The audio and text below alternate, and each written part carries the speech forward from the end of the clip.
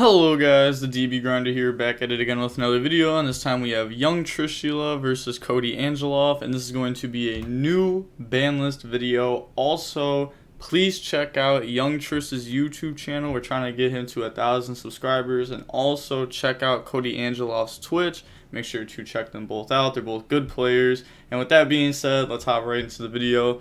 And then we are going to see Young Trish win the rock, paper, scissors, shoot. And then we are going to see if they want to go first or second. Looking at deck counts, we see 40 versus 40. Gotta love to see it.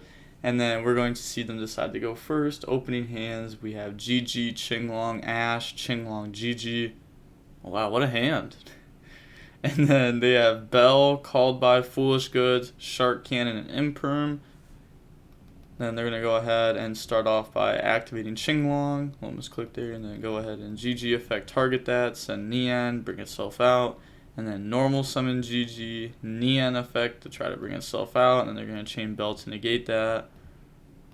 And then, end phase, that will go ahead and go to hand, opposite GG effect. So not a good turn. Definitely not a good turn. Then they're going to pass, draw Bell. But, you know, they don't really have anything right now. Go send Fusion, and then Fusion effect, put itself back, draw on the Rose. Oh, okay. Yeah, that's a crazy draw. Then go for Hayate, battle phase, attack over, and then, you know, you're going to get the effect to dump. And then they will go ahead and send Widow Anchor from the deck to the graveyard, and then go for Kagari. Kagari effect, add back Widow Anchor. Also, I have been seeing this so much.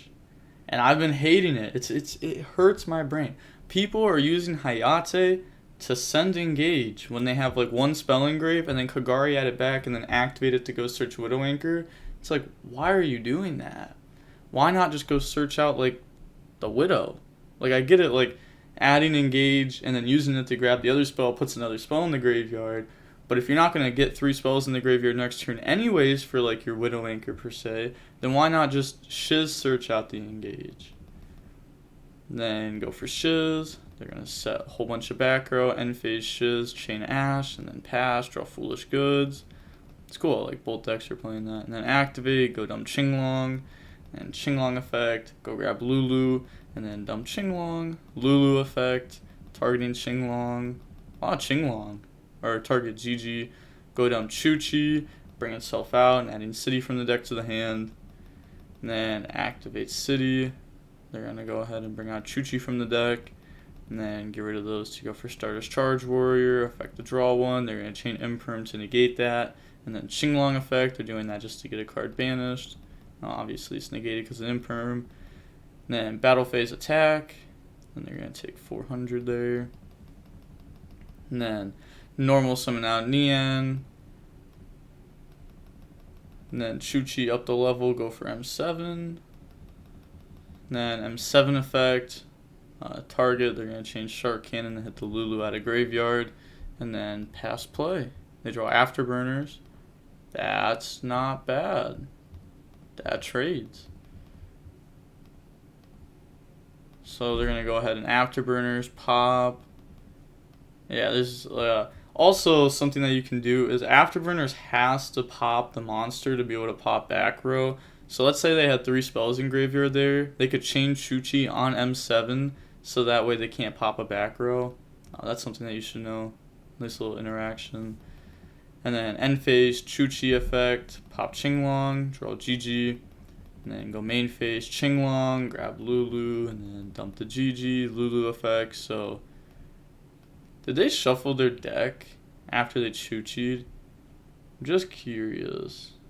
Yeah, they did. It's always weird how like people put stuff back and then they draw it next turn.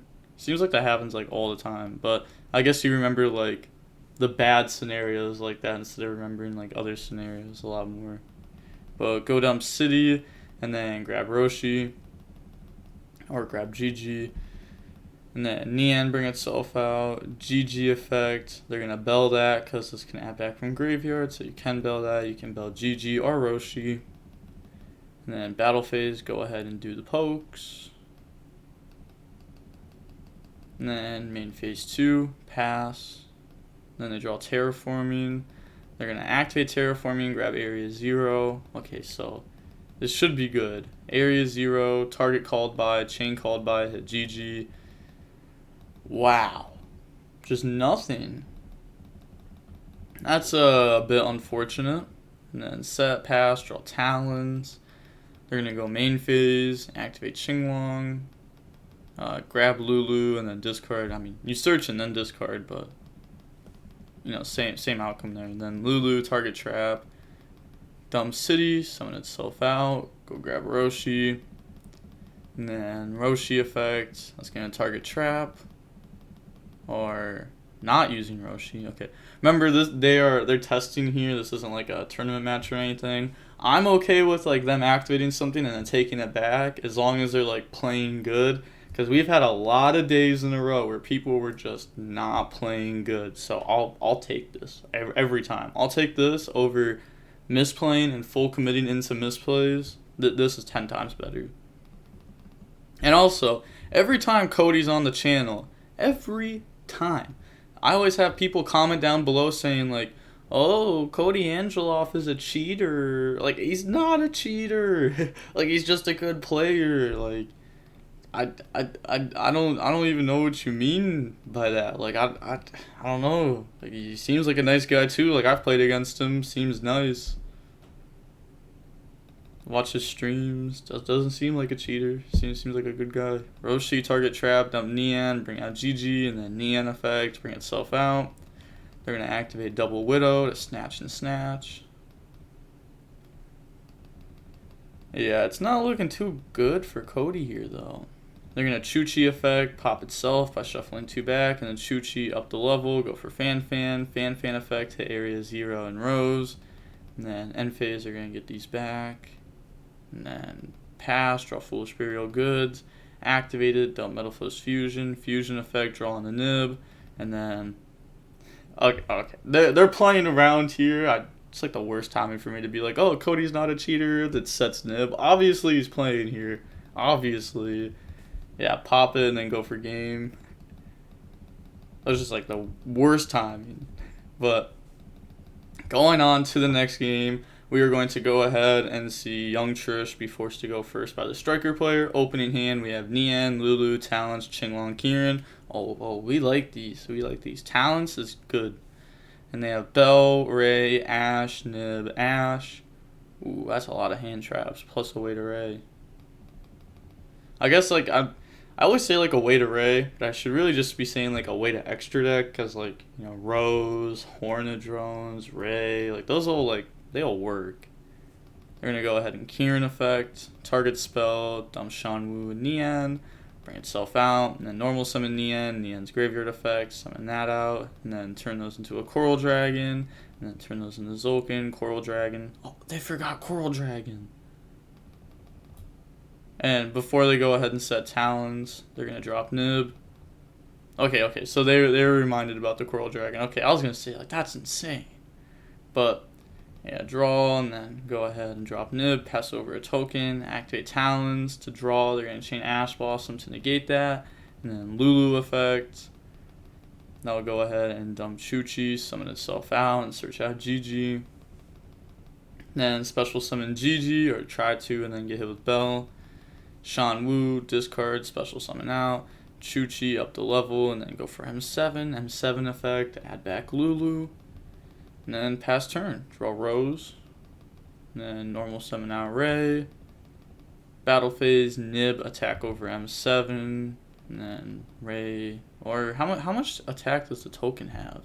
Oh yeah, wait, yeah, it's just 0. Yeah, so beat over token and then summon Hayate, attack directly. And then effective Hayate to dump. That is going to dump Shark Cannon. Then main phase 2, make Kagari, add back Shark Cannon, and then turn those into a Zeke, and then link that off for Shiz. And then set Shark Cannon, end phase, Shiz, add engage, and then pass turn, draw GG. Gonna go main phase, Lulu effect, target spell, chain Ash Blossom, then normal summon out Lulu, Nian bring itself out, or try to, they're gonna Shark Cannon to hit that, and then Nian put back Chuchi. Then GG effect, target Lulu, put 3 counters on it. How'd it go from 0 to 3? I don't know, that's weird. But dump Qinglong, summon itself out, and then Qinglong, add Roshi. It's gonna discard GG. And then Roshi effect, dump Qinglong, summon that out, and then special summon back out GG from the graveyard. Should be in defense, but it's not gonna come up here. Then make Stardust Charge Warrior, draw on the GG. It's a lot of GGs. And then go for Shen, battle phase, Stardust Charge Warrior, attack. And then they're not going to summon back out Ray here. The reason you might be like, oh, why wouldn't they summon Ray? They can summon Ray, kinda, stop Shen. Stardust Charge Warrior has the effect of this card can attack all special summon monsters your opponent controls once each. So if you summon Ray, it's pretty much just like, oh, you get poked over anyways. And then Ray's not in graveyard. And then end phase, GG, add back Lulu, pass, draw Foolish Burial Goods. It's not bad. Normal summon, go for Hayate. Battle phase, attack directly with it. And then they're going to dump Afterburners. Then activate Foolish Burial Goods. Or, yeah, they actually misclicked there. Yeah, go ahead, dump Metal Fist Fusion. And then go for Kagari. Kagari effect, add back Afterburners. Then Afterburners pop. So, why would you activate Foolish Burial Goods to dump Metal Fist Fusion there?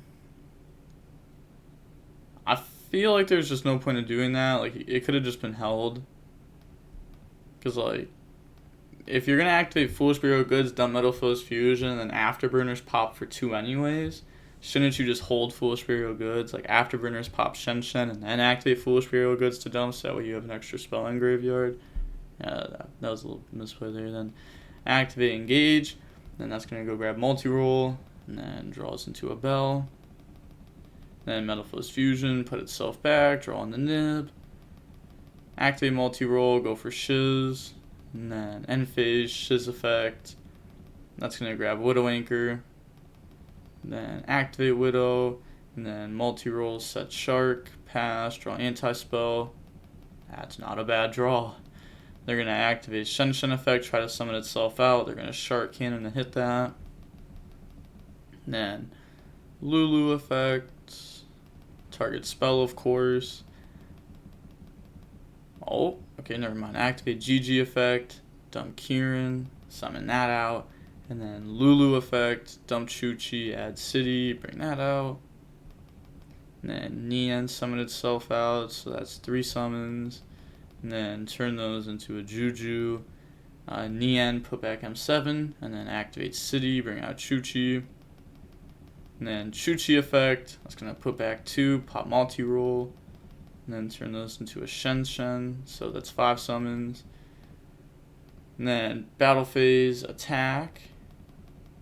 And then, then go ahead and Ray summon itself out. And then attack. They can Shen put back Nian. Yeah, I feel like that would be pretty good there. Go ahead and try to attack that, then tag out into Kagari. Kagari effect, add back Engage. And then beat over for 200. And then go ahead and attack directly. Then Chuchi, it's going to lower the level, go for M7. M7 effect, chain Bell to negate. Set anti-spell. I really feel like they should have, like, Shen put back. I guess, like, now they have, like, 3 pops with this. But pass, draw Harpies. Yeah, that's just game. Yeah, admitted defeat. Is there another match? No, there isn't. So they're trying to play it out as if there was an anti-spell there. Obviously already admitted defeat. Aw, and then they just stopped there. Fair enough, fair enough. But, yeah, I mean, if there was an anti-spell there, and obviously if there was an anti-spell there, it would have been game.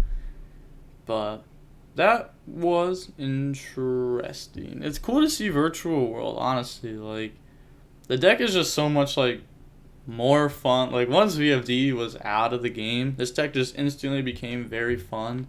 Even with VFD, I thought this deck was, like, it was fun to play, but not fun to watch because, I mean, it was just VFD. That's all it was. And now, I mean, you could say like it's kind of like, it's just kind of like Zulkan Shenshen. But I don't know. I enjoy watching this deck.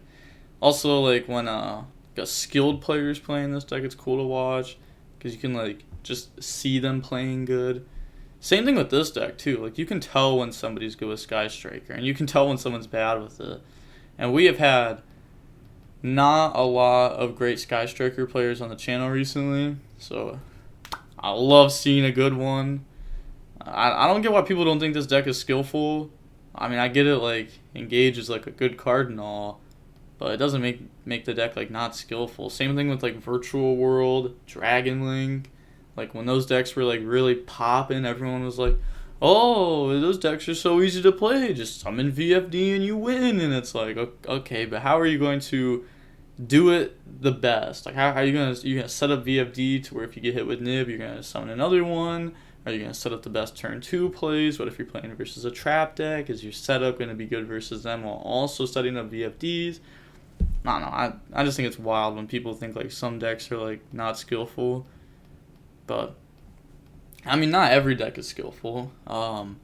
Like Guru, that's probably like an extremely easy deck to learn how to play, compared to like other decks like Virtual World. But I mean, there's still like a little bit of skill in that. But seeing how long the match was, we can see that it was, about 33 minutes long. Definitely not bad. Definitely not bad for a striker deck. But like I said at the beginning of the video, if you want to check out either of these people, you can check them out down below in the description. It's it's not Young Trish on YouTube, but it's Trish on YouTube. And then Cody Angeloff on Twitch. Again, I'll leave a link down below to both of them. Also, I'm going to be doing merch at 20,000 subscribers. I had a custom map made, so it actually looks nice. We went back and forth on it. I appreciate them. I'll be talking about that a lot more once like I actually like hit 20K and then can drop it. But I don't know. I'm excited to drop it. I can't wait. But with all that being said, the DB Grinder signing off. Peace. Have a nice day.